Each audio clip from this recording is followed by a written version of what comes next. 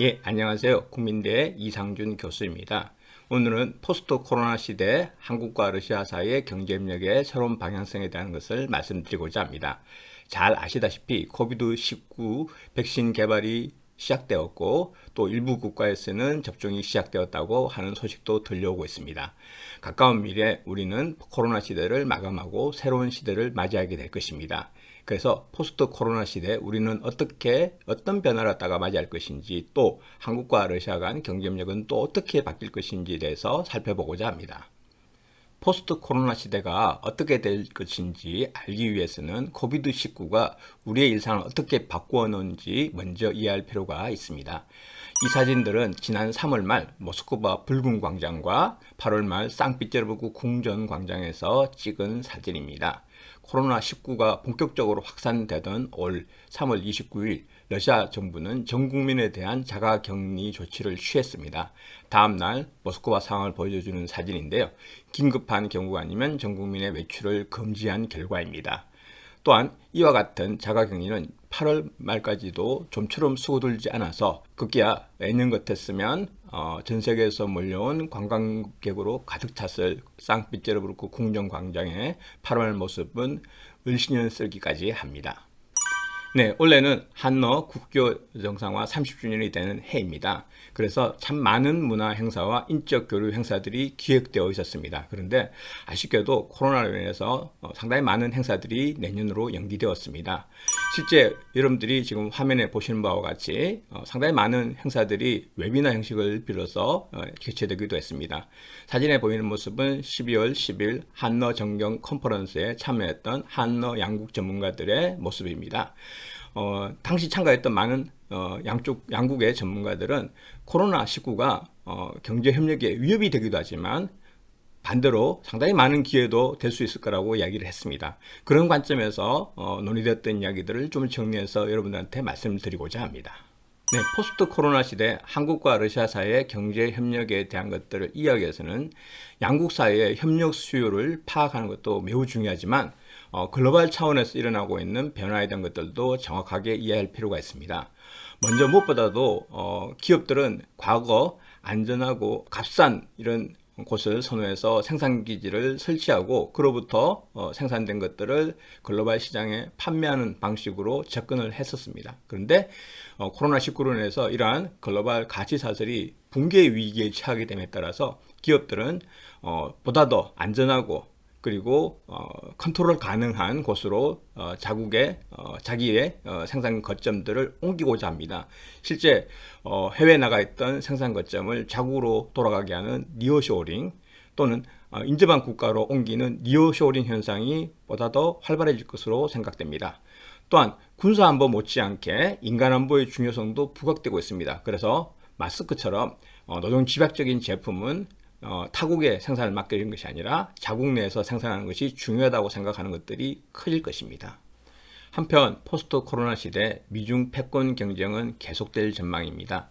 바이든 행정부가 들어서고 난 다음에는 물론 과거 트럼프식의 일방주의적인 관세 부과 방식과 같은 것은 줄어들겠지만 첨단 기술 경쟁은 계속 치열하게 전개될 것입니다. 글로벌 가치 사슬에서 중국의 화웨이 같은 첨단 기술 기업을 몰아내는 것은 계속될 것입니다. 더불어서 글로벌 시장에서 기술을 누가 더 선점할 것인고 또 글로벌 기술의 표준을 누가 먼저 가질 것인가, 누가 결정할 것인가에 대한 경쟁은 더욱더 치열해질 전망입니다. 그래서 과거 보였던 비교우위와 비배타적 자유무역 질서는 이제 더 이상 존재하지 않을 가능성도 커지고 있습니다. 그런 측면에서 한국과 러시아는 새로운 협력의 방향성을 모색할 필요가 있다고 생각합니다. 네, 한국과 러시아가 경제 협력을 보다 더 잘 하기 위해서는 결국 러시아 경제가 처하고 있는 상황에 대한 이해가 선행되어야 됩니다. 러시아 경제는 에너지 딜레마를 가지고 있습니다. 에너지에 의존하고 있기 때문에 에너지에 대한 탈피를 하기 위한 노력이 필요하고요. 그러면서도 동시에 에너지로부터 벌어들이는 부를 극대화하는 것이 매우 중요합니다. 실제 푸틴 집권 사기 들어서 러시아 정부는 두 마리 토끼를 잡겠다는 의지를 강하게 표출하고 있습니다. 한편으로는 신성장 동력을 확보하기 위해서 스타트업을 바탕으로 한 기업들을 육성해서 이를 기업들이 글로벌 가치사슬로 편입되도록 하는 노력을 적극적으로 지원하고 있습니다. 그러면서도 동시에 글로벌 에너지 공급망의 변화에 적극 대응하면서 에너지로부터 벌어들이는 불을 극대화하기 위한 노력을 기울이고 있습니다. 많은 분들이 아시는 대로 러시아는 높은 과학기술 수준을 자랑하고 있습니다. 현재까지 노벨상 수상자를 26명을 배출하였습니다. 그리고 오늘도 모스크바에서는 많은 스타트업 기업들이 출연하고 있습니다. 실제 러시아의 가장 대표적인 검색 엔진 업체인 얀덱스, 그리고 메일 포털 업체 메일.루, 그리고 러시아판 페이스북이라 불려지는 V컨택트 등은 이런 대표적인 기업들입니다. 러시아 정부는 이런 스타트업 기업들이 더 많이 출연하고 더 많이 발전해서 러시아 경제에 기여할 수 있도록 하는 것에 많은 지원을 하고 있습니다. 우리는 이런 부분을 주목할 필요가 있습니다. 러시아 정부는 에너지로부터 벌어들이는 불을 극대화하기 위해서 LNG 수출도 적극 추진하고 있습니다. 이 노력의 중심에는 북극 자원 개발이 있습니다. 북극해에는 러시아의 가장 큰 가스전 3개 중에 2곳이 위치하고 있습니다. 러시아 정부는 북극해 야말 가스전, 북극2 가스전을 포함해 북극권에 위치하고 있는 수많은 광물 자원들을 적극 개발하고 이를 아태 지역 시장으로 수출하려고 노력하고 있습니다. 이 노력들은 결국 한국과 러시아 사이의 에너지 분야에서의 협력 가능성도 높이고 있습니다. 이러한 변화를 예견한 것양 우리 기업들은 이미 러시아 혁신 분야에서 협력을 강화하고 있습니다. 우리나라 대표적인 통신업체인 KT는 러시아 국영철도공사와 더불어서 디지털 헬스케어 솔루션 시스템을 공동으로 구축하고 있습니다. 여기서 주목할 것은 이들이 하는 협력 방식이 원격 의료, 즉 비대면 의료 서비스라고 하는 것입니다. 우리의 IT 기술을 러시아 기차역과 거점병원에 연계해서 설치하는 것이 주된 목적입니다. 이를 통해서 한국의 의료 서비스는 러시아에 적극적으로 참여할 수 있는 길을 열었다고 볼 수 있습니다. 또한 한국의 분당 서울대병원 역시 러시아 모스크바 근교의 혁신도시 스콜코보에 새롭게 병원을 개원할 준비를 하고 있습니다. 분당 서울대병원이 러시아에 진출하게 되면 한국 기업으로서, 한국 병원으로서는 처음으로 러시아에 진출하는 것인데요. 그만큼 우리 의료 수준이 높은 것을 러시아에 적극적으로 알릴 수 있는 기회도 되고요. 또 우리나라로 찾아오는 러시아의 의료 관광객도 늘릴 수 있는 좋은 기회라고 생각됩니다. 삼성전자는 모스크바에 AI 연구소를 설치하였습니다. 이는 러시아가 가지고 있는 기술력을 높이 산 평가이기도 하고요. 실제로 AI 분야에서는 러시아는 굉장히 앞서 나가고 있는 국가입니다. 삼성전자는 이런 러시아의 기술력을 높이 평가하고 이곳에 AI 센터를 설치해서 연구개발에 적극 나서고 있습니다. 현재 20명 정도의 연구원들이 채용되어서 활발한 연구 활동을 벌이고 있는데요.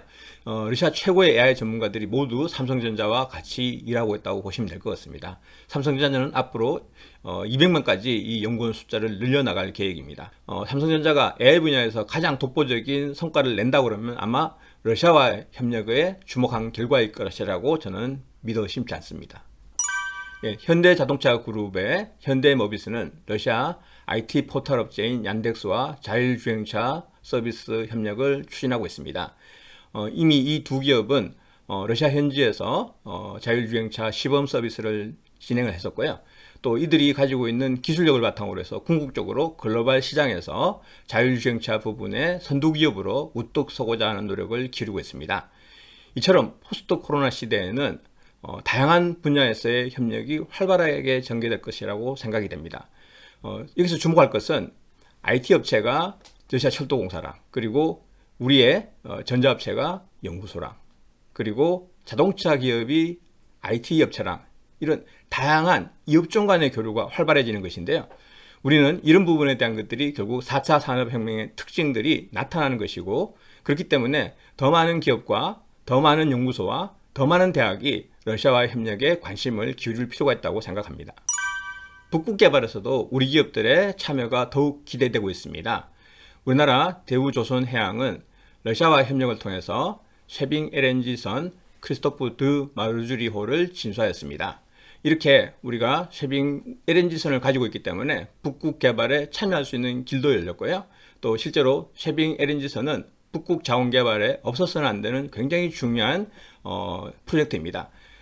우리는 이런 사업들을 통해 가지고 러시아와 협력을 강화해 나갈 수 있다고 생각이 되고요. 또 쉐빙 LNG선을 수주하면서 러시아와의 조선 산업에서의 협력도 기대가 되고 있습니다.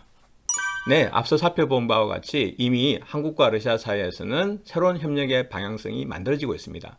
그리고 포스트 코로나 시대 이러한 협력의 방향성은 가속화될 것으로 전망되고 있습니다. 첫 번째, 먼저 무엇보다도 생각해 볼 수 있는 게 혁신 분야에서의 협력 가능성이 커진다는 것입니다. 또 커질 것입니다. 실제로 러시아 정부는 비대면 의료, 교육, 공연 등 온라인 서비스의 필요성을 굉장히 절감하고 있습니다. 또 그와 관련된 디지털 인프라 구축에 적극 나서고 있습니다. 여기는 5G 서비스도 포함되어 있습니다. 그리고 러시아의 기업들, 가스프롬, 스베르방크 같은 국영 기업과 국영 은행들도 이러한 러시아 정부의 정책에 호응해서 디지털 인프라 구축과 연계된 신규 사업 분야 발굴에 적극 나서고 있습니다. 우리 기업들이 이런 분야를 주목한다 그러면 당연히 협력의 성공 가능성도 높아지겠죠. 대표적인 게 5G 인프라 구축, 그리고 비대면 의료 서비스, 교육 서비스, 또 러시아가 장점을 가지고 있는 AI 분야, 또 러시아 정부가 굉장히 필요한 사물 인터넷. 왜냐하면 러시아는 상당히 많은 인프라를 가지고 있는데 인프라를 운영하는데 상당히 많은 비용이 들어가게 됩니다. 결국 사물 인터넷을 활용한다 그러면 이 인프라 운영과 관련된 비용을 절감할 수 있다고 판단을 하고 있습니다. 이런 분야에 우리가 주목을 한다 그러면 한국과 러시아 사이의 협력은 새로운 방향과 또 새로운 가능성들을 열게 될 것이라고 생각합니다. 또한 우리는 에너지 수급 다변화에도 관심을 가질 필요가 있습니다. 글로벌 에너지 공급 구도는 바뀌고 있습니다. 그 과정 속에서 우리는 에너지 공급을 바꿀 때 고민해야 될 여러 가지 요소들을 관심을 가지면서 들여다봐야 될 것입니다. 안보도 중요합니다. 전략적 가치도 필요합니다. 그리고 경제적 가치에 대한 평가도 재설정돼야 될 거고요. 그리고 에너지 공급망의 참여 가능성에 대한 것들도 고려돼야 될 것입니다. 이런 모든 것들을 고려했을 때 북극 자원개발 참여는 우리에게 상당히 좋은 대안이 될 수 있다고 생각합니다. 나아가서 북극 자원개발은 그냥 단순히 북극 개발 참여에 그치지 않고 예를 들면 조선산업과의 협력 가능성, 또 북극 인프라 개발에 참여 가능성, 또 새로운 기술 적용에 모색들, 테스트 베드와 같은 것들로 활용할 수 있는 가능성. 그래서 북극 자원개발은 단순히 자원개발에 그치지 않고요. 관련되는 산업과의 협력을 강화할 수 있는, 그래서 어떻게 보면 한국과 러시아 사이의 경제협력에 새로운 어떤 변화를 또 만들 수 있는 계기가 될 수 있다고 생각합니다. 마지막으로 우리나라는 러시아와의 지경학적 협력 구도를 강화할 필요가 있습니다. 흔히들 코로나19가 닫힌 성곽의 시대를 열었다고 이야기합니다. 그렇지만 우리가 지금 협상 중인 러시아와의 투자 및 서비스 분야 FTA는 이런 닫힌 성곽을 여는 아주 중요한, 그래서 양국의 시장을 서로에게 개방하는 중요한 의미를 가지는 협상이라고 생각합니다. 그래서 한국과 러시아 사이의 투자 및 서비스 분야 FTA가 양국 사이의 협력을 한 단계 업그레이드하는 계기가 될 거라고 생각합니다. 또한 남북로 삼각협력은 다소 시간이 걸리더라도 그 실현 가능성을 양국 관계자들이 적극적으로 모색하고 찾을 필요가 있다고 생각됩니다. 특히 이 남북로 삼각협력은 한반도의 평화, 번영을 이끌 수 있는 중요한 사업이기 때문에 우리 모두의 관심이 필요합니다.